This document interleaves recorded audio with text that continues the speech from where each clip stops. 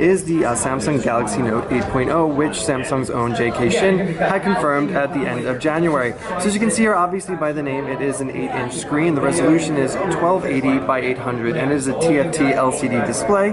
Pixel density of about 189. So, compare this to something like the iPad mini, you're getting a little bit 0.1 inch more screen real estate and a bit higher resolution. Also, weighs just a little bit heavier at 338 grams when compared to Apple's own small tablet.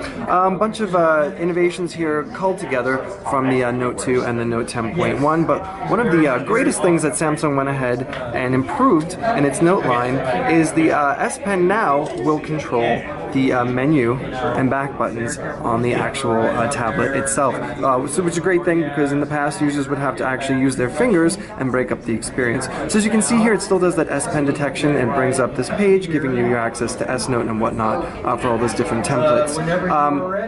The other thing that Samsung's included here, and you can see, is we can do that multi-window multitasking aspect. So we can go ahead, we'll pull that open in the drawer, drag Chrome out by dragging and dropping, and then we'll take something like the calculator out and put it out here as well, and you can see you can do the dual screen and swap them up and down as you like. Now if we go up here and pull down the drop down menu, you can see there's something now called reading mode. So Samsung is having this Galaxy Note 8 double as an e-reader as well as a living room extension, and we'll get to that smart remote feature later, but here's reading mode. It's enabled right now. Shut it off, turn it back on.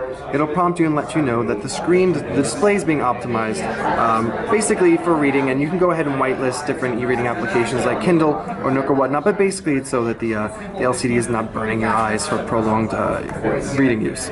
So let's just jump back into the home page here, and we'll go to the apps, and we'll try and find a smart remote. Now this is obviously powered by Peel, but it's a visual programming guide, and it'll pull up your favorites, what's live on television now, and then you can go ahead and once you've hooked that up with your television, of course it works across all different manufacturers, you can go ahead and change the channel based upon what your viewing interest is. So again, this is because the research shows that about 85% of consumers are using their tablets in the living room. So we'll just go back to the home screen here, and you can see, if we just scroll through, this is Android 4.1.2 Jelly Bean with the TouchWiz skin, and inside is the Exynos 4 quad clocked at 1.6 gigahertz and buffered by 2 gigabytes of RAM. This particular model is the 3G HSPA Plus version, and a very interesting feature is that you can go ahead and hold it up to your head to make voice calls, although it's probably better if you want to use a headset for that. The US version will be Wi-Fi only, so you won't have that phone capability, and we've also been told that an LTE model is in the works.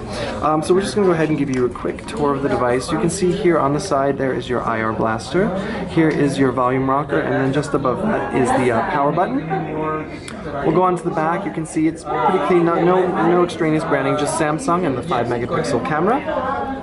Up here is the 3.5mm headphone jack, and then if we shift it around here to this edge, you can see here are the covered flaps for microSD and the microSIM, which again is for the European or the global model only. And then we'll look at the bottom, and you can see there's your dual speaker setup and the micro USB port.